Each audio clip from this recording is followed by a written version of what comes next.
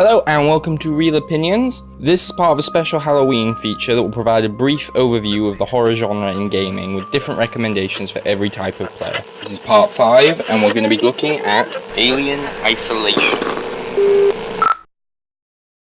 The specific formula that was set in place by Outlast has since been imitated time and time again, mostly by a multitude of Steam hacks. If you watch Jim Sterling, you'll have seen them, who are trying to exploit the craze. It's a style that regrettably lends itself to cheap rip-offs and cash-ins, as it can so easily be replicated with the minimum amount of effort. You don't have to program in combat mechanics, the oppressive darkness can be used to hide kind of shitty graphics, and you barely have to even try to be scary. All you need to do is throw a player in a dark corridor, have them stalked by a single enemy, and then add in some obligatory jump scares for good measure. Obviously this isn't the case with Outlast itself, otherwise I wouldn't have done a whole video recommending that particular game. However, it remains the case that the legacy of Red Barrel's game has been less than stellar. I tried to not hold anything against it. It's the similar thing that happened with the Blair Witch. You can't blame the Blair Witch for the things that ripped it off, and it's the same with Outlast. When it did it, it was fresh, unique and scary, but when everything else did it, it just sucked. That is, until we got Aline Isolation. This was a game that by all accounts should have been absolutely terrible. It was a movie tie-in, and it was also following in the spectacularly inept footsteps of the now famous, or should I say infamous, alien colonial marines. It goes without saying that neither of those things boded well for the project. As well as this, it was another first-person horror game, one with generic crafting and stealth mechanics as well. It was literally like every horror game in the world had just come together to make the most generic thing. By all accounts, on paper, that's what it was. It was all counting against it, and it'd be a miracle if you could even get the console to play the thing without it just blowing up in protest. And yet, against all odds, Aline Isolation managed to not suck.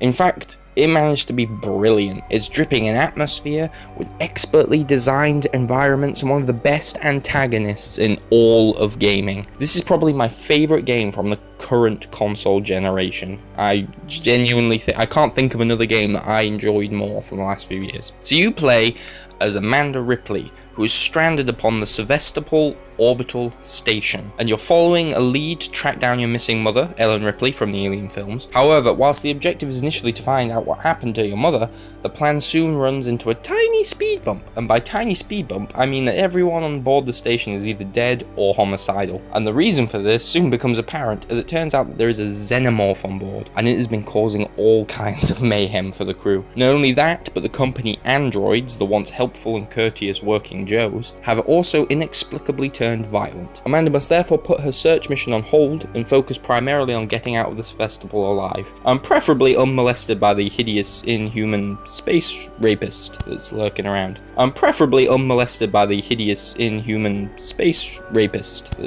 around. As aforementioned, the game heavily borrows from the precedent established by Outlast. As Amanda, you'll basically have to engage in a 20-hour-long game of hide and seek with the xenomorph. You'll hide in lockers, you'll crawl through vents, you'll sprint for your life, and generally cower like a baby whilst everything mercilessly hunts you every step of the way. You even have to hunt for batteries. Yay! Classic horror. But there are some valuable tweaks to the formula, ones that importantly raise this game above the quality of its forebear. Yeah, this isn't just a better than average Outlast imitator, this is actually better than Outlast. For a start, there's a lot more you can do here to outsmart your hunters. You can throw distractions, you can manipulate the ship's systems in order to change the environment, and most usefully, you can ward the thing away with fire. You can even use the beast to your advantage in some situations, luring it to take out a room full of human enemies before you progress, for example. Generally, the gameplay is a little more varied as well, including hacking minigames, exploratory sections, and even some light gunplay. The biggest improvement, however,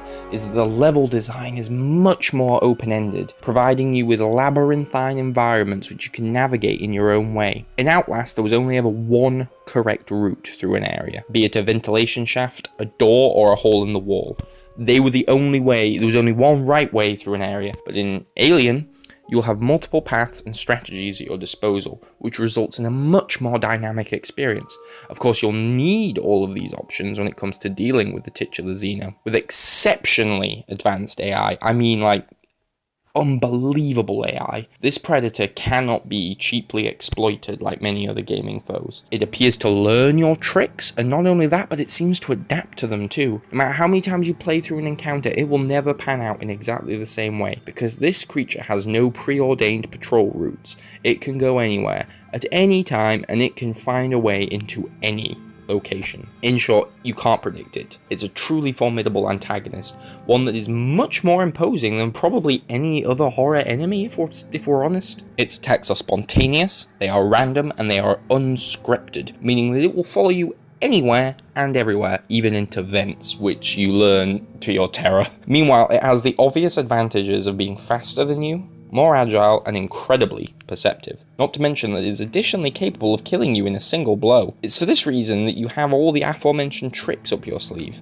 because you'll need to utilize everything in your arsenal in order to survive. Because of the largely unscripted nature of the creature's appearances, you'll never know when it will show up, which makes for an unbearably tense gaming experience. This is a game that can generate tension by doing nothing, which is so much more like so many other games try so hard, and this game nails it so much that it can just not even have the alien around, but you'll just be sitting on the edge of your seat waiting for it to come. I'm serious, you'll never feel truly safe, and will constantly be checking corners for telltale signs of saliva, or looking at your motion scanner for hints of nearby activity. By the time you reach the end of the game, you'll be a paranoid wreck, one who twitches at every meager noise or even every meager shadow. Speaking of sound and lighting, this has to contain some of the best in all of gaming history. It effortlessly captures the same audio-visual aesthetic as Ridley Scott's 1979 classic, using expressionistic shadows, flickering lights. All of these things beautifully converge with the ambient sounds of the station to create a kind of haunted house in space vibe. It's got like a really kind of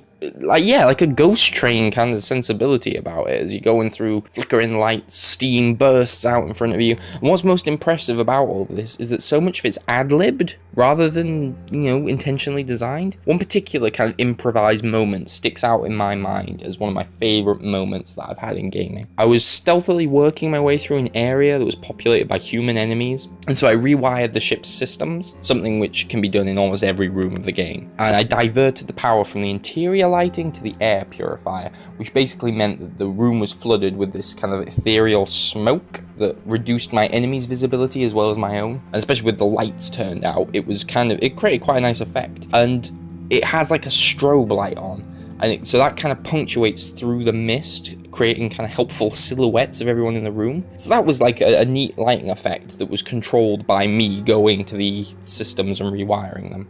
So I then turned around to a door that I had to use a plasma torch to cut open. And when I turned back around to just check behind me, the room was eerily empty.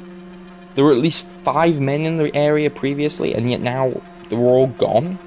And then I saw that what had happened. The alien had unceremoniously, without any hint of theatricality, had slaughtered everyone in the room. There was only one man left besides me. I couldn't see him because of all the smoke, but I could hear his desperate cries and his screams, and I could also hear the alien sprinting towards him.